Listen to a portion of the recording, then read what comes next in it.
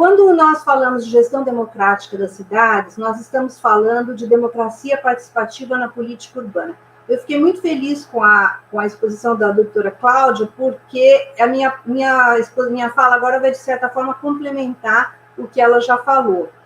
Eu vou apresentar alguns outros aspectos da democracia participativa, né? Nós estamos falando, quando falamos em gestão democrática, nós estamos falando de participação social, que, ao contrário da participação política em sentido estrito, ela se faz dentro dos canais instituídos pelo próprio Estado. Estamos falando do famoso decreto 8243 de 2014, não sei se vocês se lembram, o decreto que foi chamado à época, especialmente pela mídia, de decreto bolivariano, e que nada mais fazia do que e esse é um processo demorado, como todo processo democrático. Em segundo lugar, a democracia participativa, de certa forma, diminui a autonomia dos técnicos, porque ela insere novos atores políticos nas decisões, atores que atuam sob lógicas distintas da lógica técnico-burocrática. Esse é um segundo motivo, mas talvez o principal motivo seja porque nós não estamos ainda familiarizados com a gestão democrática das cidades, e o que nós não conhecemos, evidentemente, nos desperta receio. Tratar da gestão democrática do planejamento urbano requer, em primeiro lugar, que nós compreendamos que a produção do espaço urbano, ela não é um processo harmônico, ela é um processo conflituoso, em que diferentes agentes econômicos e sociais, que têm diferentes interesses, disputam o uso da mesma terra. A terra urbana, como nós sabemos, é limitada e ela é utilizada para os mais diversos fins. Então, nós sabemos que a terra é usada como fator de produção ou como condição para a reprodução do capital, conforme a terminologia que vocês prefiram.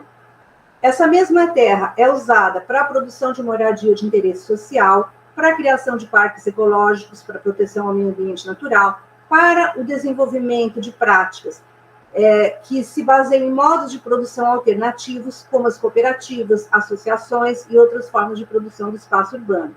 Portanto, nós estamos falando de uma disputa de interesses, que, afinal, é o cerne da política. Essa disputa de interesses, ela não se dá só em relação à distribuição dos ônus e bônus do processo de urbanização.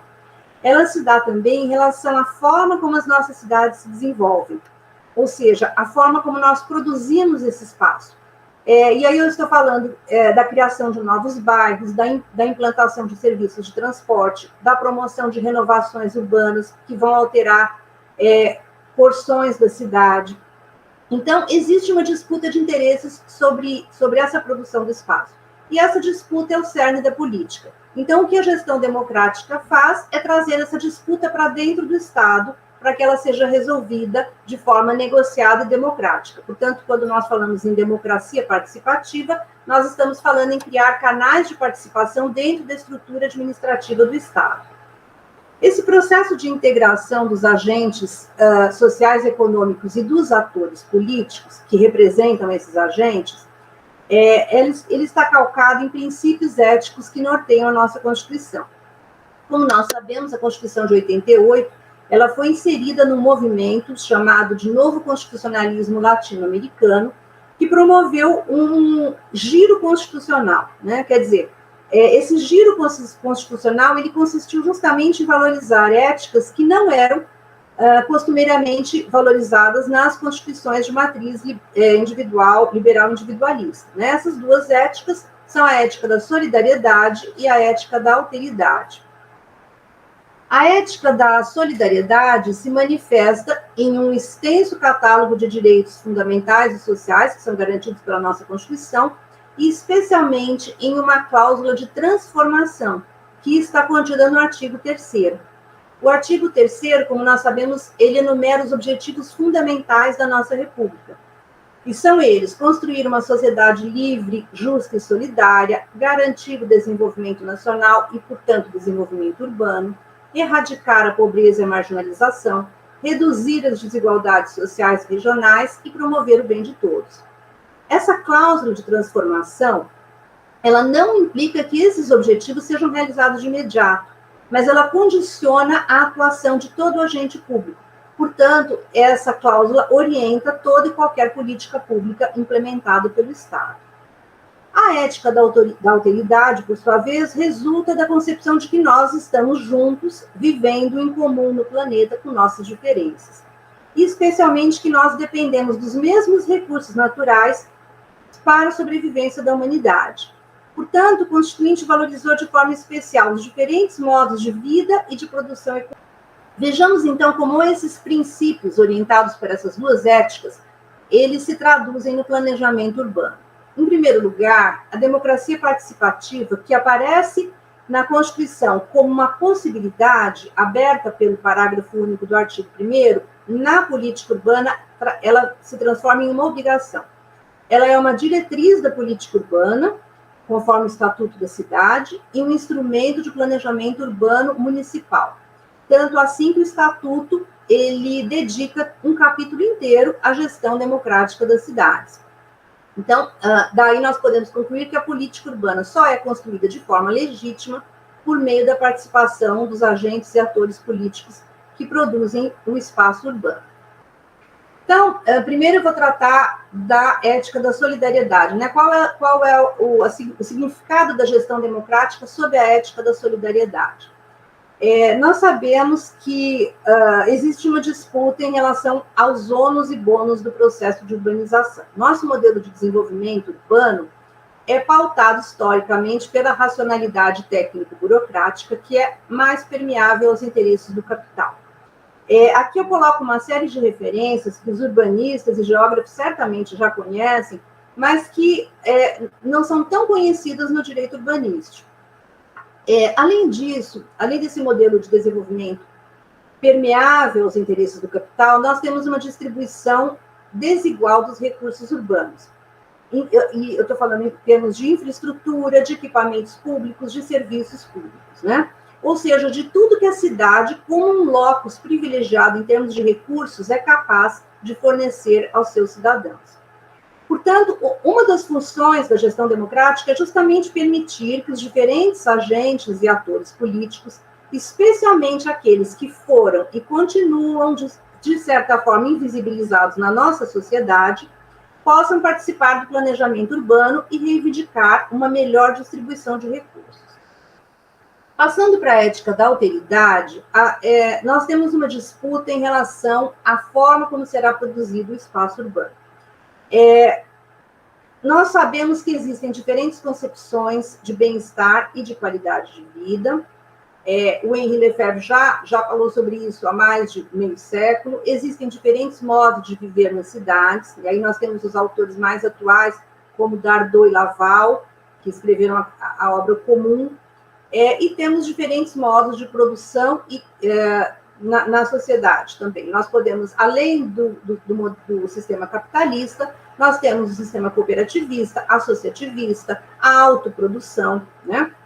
Então, existem outros caminhos que podem conviver com o sistema capitalista. Então, sob a ética da alteridade, a gestão democrática é essencial para que os diferentes agentes e atores que adotam concepções diferentes sobre o que é bem-estar e qualidade de vida possam decidir como será produzido o nosso espaço urbano. Então, um planejamento urbano democrático, concebido sob os princípios constitucionais da ética e da solidariedade, da alteridade, e direcionado ao cumprimento da cláusula de transformação, no meu ponto de vista, está calcado em 3 elementos-chave: a redução das desigualdades socioespaciais, a melhoria nas condições de habitabilidade das cidades, tanto em relação ao meio ambiente natural como artificial, e a participação de todos os agentes sociais e econômicos e atores políticos que produzem o espaço urbano, especialmente daqueles que estão historicamente excluídos do processo de desenvolvimento urbano nacional. Dessa forma, me parece claro também que o direito à cidade tem um conteúdo jurídico complexo, que engloba 3 categorias de direitos: os direitos sociais, o direito ao meio ambiente natural e artificial equilibrado, e também o direito de participar do planejamento urbano, justamente porque o conceito de bem-estar ou qualidade de vida é um conceito construído politicamente, né? O planejamento urbano, portanto, tem que contemplar canais de participação da sociedade civil no processo de formulação, implementação e fiscalização da política urbana, como forma também de garantir o direito à cidade. Esses canais de participação, eles se manifestam de diferentes formas, se apresentam de diferentes formas. Existe uma variedade de canais que podem ser construídos pelo Estado para a participação dos cidadãos. Nós temos, em nível federal, as conferências das cidades, que foram realizadas em número de 5. Elas têm uma estrutura bem interessante, porque elas conectam o local, a participação local com a participação estadual e depois com a participação federal, por meio de delegados que são eleitos em cada um desses níveis de participação. A Conferência das Cidades, ela coloca, inclusive, os documentos que são produzidos, eles se tornam Política Nacional de Desenvolvimento Urbano. A 6ª Conferência da Cidade seria realizada em 2016, mas não foi realizada até agora, justamente porque houve um recuo na condução da política de gestão participativa desde o governo Temer.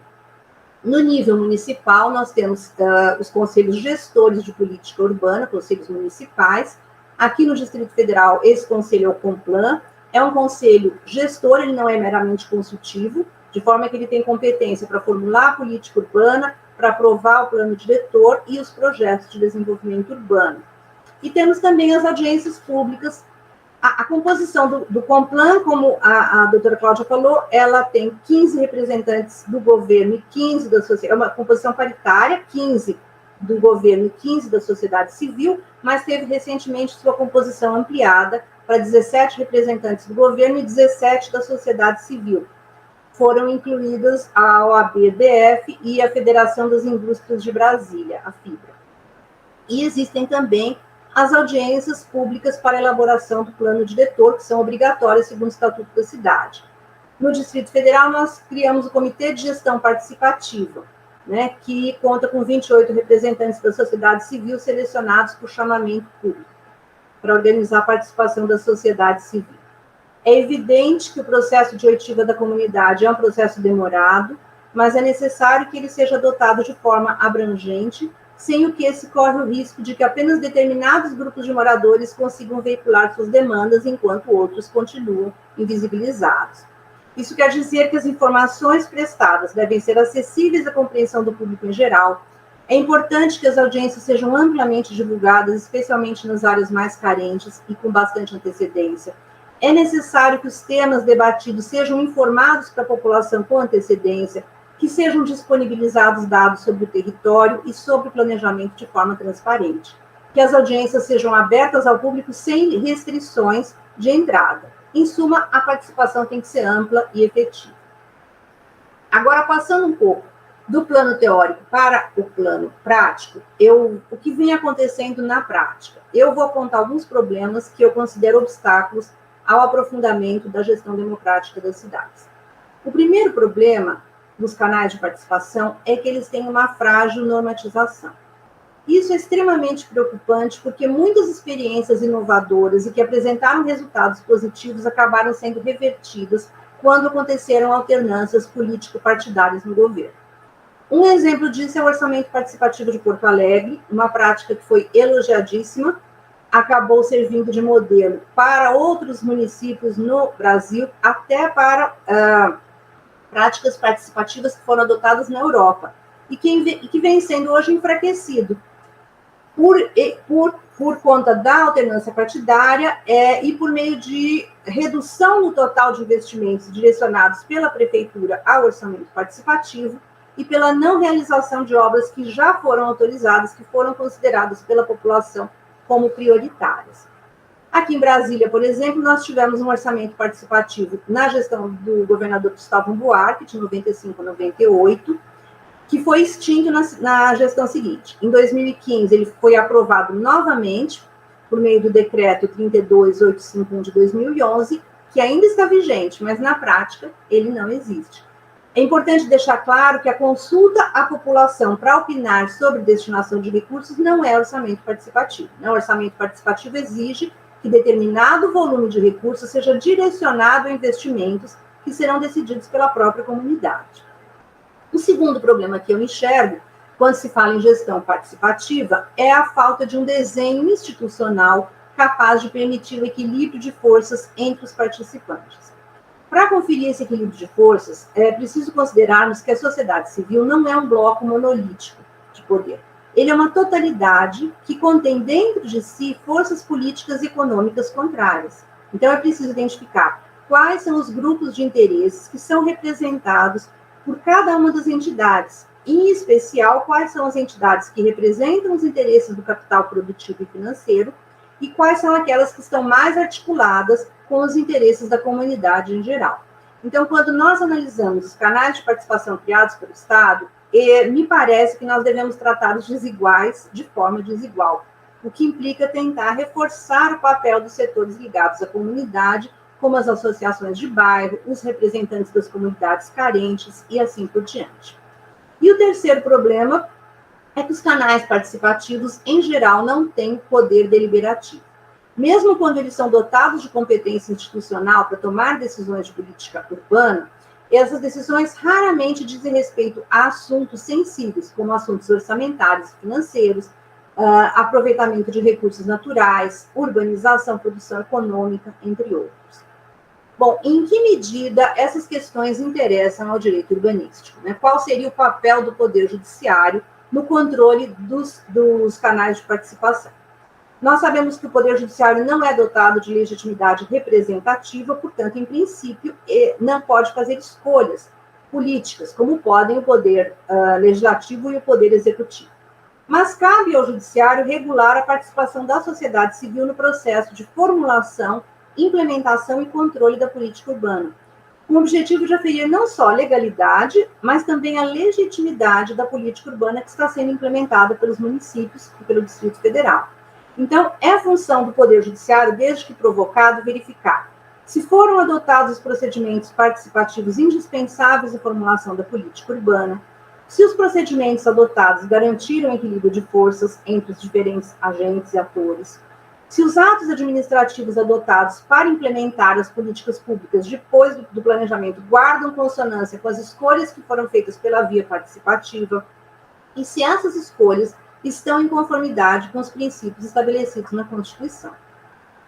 Para exemplificar como o Poder Judiciário tem atuado nesse tema, eu vou trazer 2 julgados. Na verdade, esse tema é um tema de baixíssima expressividade na jurisprudência nacional, ele praticamente não é discutido nos tribunais, mas existem 2 julgados que eu creio que vale a pena referenciar, porque eles dizem respeito diretamente à nossa realidade aqui no Distrito Federal, que são esses 2 julgados. O primeiro deles é a medida cautelar incidental 2014 002005535-4.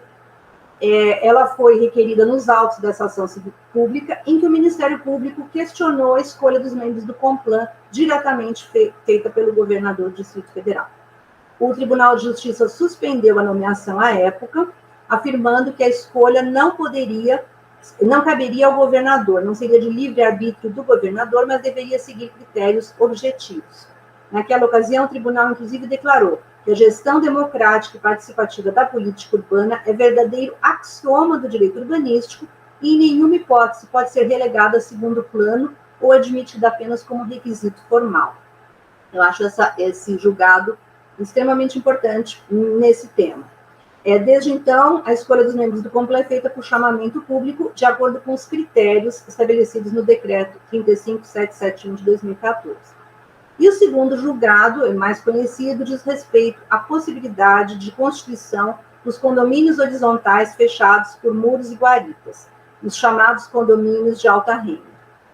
Nesse julgamento, o STF fixou a tese segundo a qual a reserva material do plano, que essa lei complementar seria constitucional, a Lei de 710/2005, que criou essa possibilidade, porque a reserva material do plano diretor impõe que as leis urbanísticas sejam compatíveis materialmente com o conteúdo do plano diretor.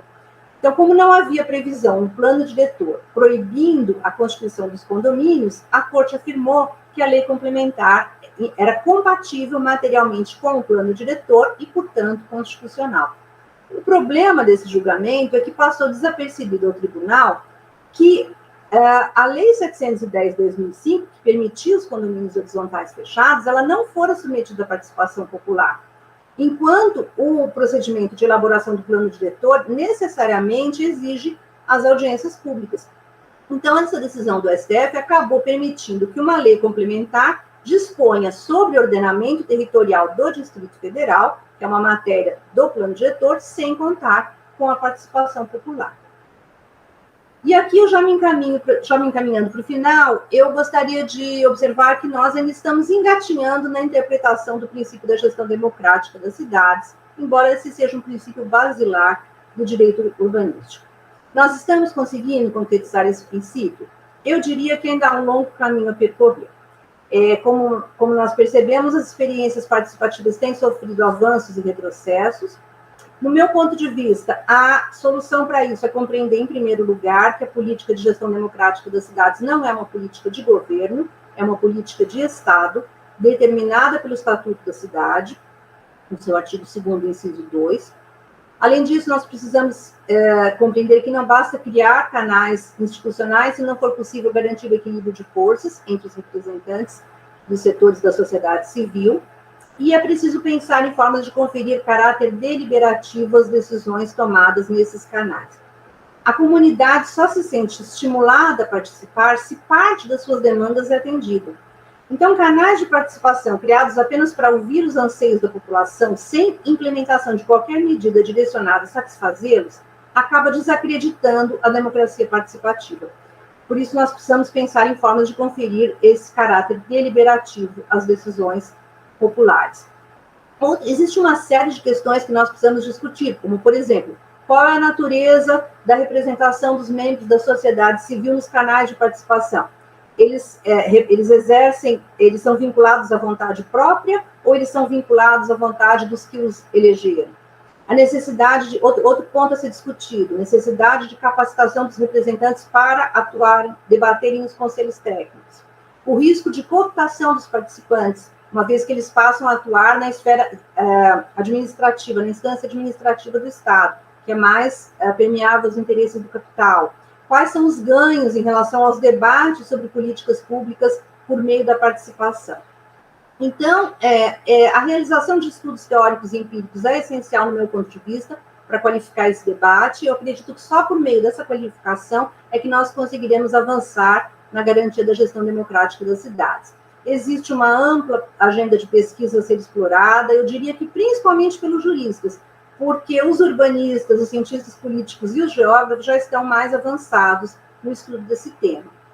Então, para encerrar a minha fala, eu diria que a democracia participativa vincula o planejamento urbano, sob o ponto de vista da legitimidade, e que é preciso que nós compreendamos que o direito de participação política não é um apêndice do direito à cidade, ele é um elemento essencial na garantia desse direito.